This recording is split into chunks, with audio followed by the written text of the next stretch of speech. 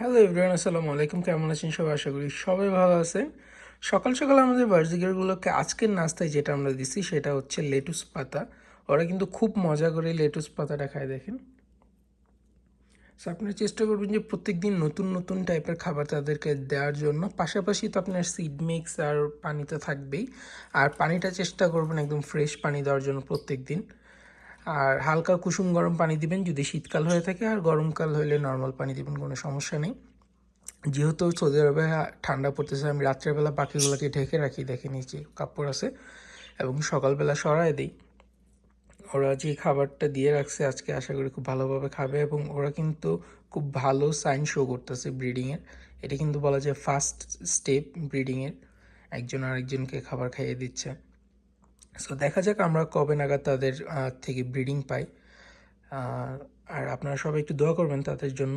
নীল আর নিশির পরিবার যেন সুন্দর থাকে এবং তারা যেন খুব তাড়াতাড়ি ডিম বাচ্চা করে। আর আজকে আমি লেটুস পাতা দিয়েছি। আর আমি চেষ্টা করি সপ্তাহে 2 থেকে 3 দিন সবজি দেওয়ার জন্য, 2 থেকে 3 দিন হচ্ছে আপনার ফল ফ্রুটস দেওয়ার জন্য। আর এগ ফুডটা হচ্ছে প্রত্যেক সপ্তাহে 1 দিন দেওয়ার চেষ্টা করি, যেহেতু অতিরিক্ত মানে আপনারা ব্যালেন্স ডায়েটটা ক্রিয়েট করার চেষ্টা করবেন। আদারওয়াইজ দেখা যাবে যে প্রত্যেক দিন আপনি সবজি দিতেছেন, তখন কিন্তু তাদের পেটে সমস্যা হতে পারে। আর ভ্যারাইটি ইউজ করবেন, যে লেটুস পাতা দিতে সপ্তাহে 7 দিনই লেটুস পাতাই দিলাম এরকম না, চেঞ্জ করে করে দেওয়ার চেষ্টা করবেন। আর সৌদি আরবে যেহেতু কলমি শাকটা পাওয়া যায় না, সো লেটুস পাতাটা আপনারা অল্টারনেটিভ হিসেবে ইউজ করতে পারেন। আপনারা পুদিনা পাতা ইউজ করতে পারেন, ওইটাও কিন্তু বার্জিগারের জন্য ভালো। পেটের কোনো সমস্যা থাকলে ওইটা ঠিক হয়ে যাবে বার্জিগারে। প্লাস হচ্ছে আপনারা স্প্রাউট ইউজ করতে পারেন, গম বা ডাল জাতীয় যেই ইয়াগুলো আছে ওগুলাকে ভিজিয়ে রাখবেন 8 ঘন্টা থেকে 12 ঘন্টা। দেন স্বেচ্ছাচার অবস্থা অন্ধকার জায়গায় রেখে দিলে দেখবেন আপনার স্প্রাউট তৈরি হয়ে গেছে। আদার্স যেটা করতে পারেন, গম টম এইগুলো বা ছোট ছোট যে পাখির সিডগুলো আছে ওইগুলো মাটির মধ্যে দিলে দেখবেন ঘাসের মতো হয় কয়েকদিন পরে। সো ওই টাইমে আপনারা খাওয়াইতে পারেন আপনাদের বার্জিকারকে। আপনার মেন কথা হচ্ছে আপনি আপনার পাখিকে যদি ভালো খাবার দেন এবং ভালোভাবে কেয়ার করেন, তাহলে অবশ্যই আপনার পাখি আপনাকে ভালো রিটার্ন দেবে। সো এই জিনিসটা খেয়াল রাখতে হবে, এবং পাখিদেরকে তাদের প্রয়োজন মতো খাবার প্রোভাইড করতে হবে তাদের যখন যেটা প্রয়োজন। কারণ কেজে বন্দি অবস্থায় তারা কিন্তু নিজেদের পছন্দ মতো কোনো কিছু চুজ করে খেতে পারে না। যেটা হচ্ছে ওয়াইল্ডে থাকলে তারা তাদের পছন্দ মতো, ধরেন এখান থেকে গিয়ে এটা খেলো, ওইখান থেকে ওইটা খেলো, তাদের কিন্তু সব চাহিদাগুলো পূরণ হইতেছে। সো কেজে যেহেতু আপনার দায়িত্বে আছে, সো প্রত্যেকটা জিনিস আপনারই খেয়াল রাখতে হবে।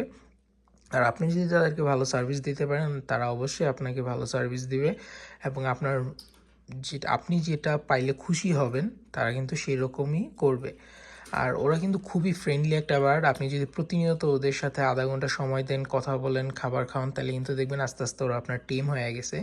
এবং আমি এত কাছে বসে থেকে তাদের ভিডিও করতেছি, তারা ড্যাম কেয়ার, তাদের কোনো সমস্যা নেই আমি আশেপাশে আসি কি না আসি।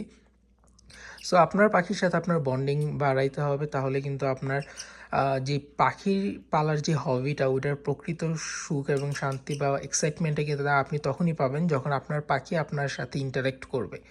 ওয়াইল্ড বার্ডগুলো দেখা যায় আপনি খাঁচার সামনে আসলেই ছটফট করা শুরু করবে। আর কেস বার্ডের সুবিধা হচ্ছে আপনি খাঁচার সামনে আসলে ওরা উল্টা আরও ইন্টারেক্টিভ হয়ে যাবে আপনার সাথে, যে আপনি এতদিন পরে আসছেন, এতক্ষণ পরে আসছেন কেন, খাবার দিচ্ছেন না কেন। সো এই জিনিসগুলো আপনাকে খুব এক্সাইট করবে আস্তে আস্তে, যদি আপনি পাখি পালায় নতুন হয়ে থাকেন, বা যারা এখনও পাখি পালতেছে, যারা একবার পাখি পালা শুরু করছে, তারা পাখির থেকে দূরে থাকাটা অনেক টাফ একটা ব্যাপার। আপনি লাইফের কখনো না কখনো কোনো না কোনো সময় আপনি পাখি দেখলে আপনার মনে হবেই আপনি পাখিটা কিনে বাসায় নিয়ে আসেন এবং তাদেরকে পালেন। সো আজকের ভিডিওটা এ পর্যন্ত। যদি ভিডিওটা ভালো লাগে তাহলে অবশ্যই এটা লাইক করবেন, শেয়ার করবেন, সাবস্ক্রাইব করবেন যদি আমাদের চ্যানেলে নতুন হয়ে থাকেন। ইনশাআল্লাহ দেখা হচ্ছে পরবর্তী ভিডিওতে। টিল দেন সবাই ভালো থাকবেন, সুস্থ থাকবেন। আসসালামু আলাইকুম।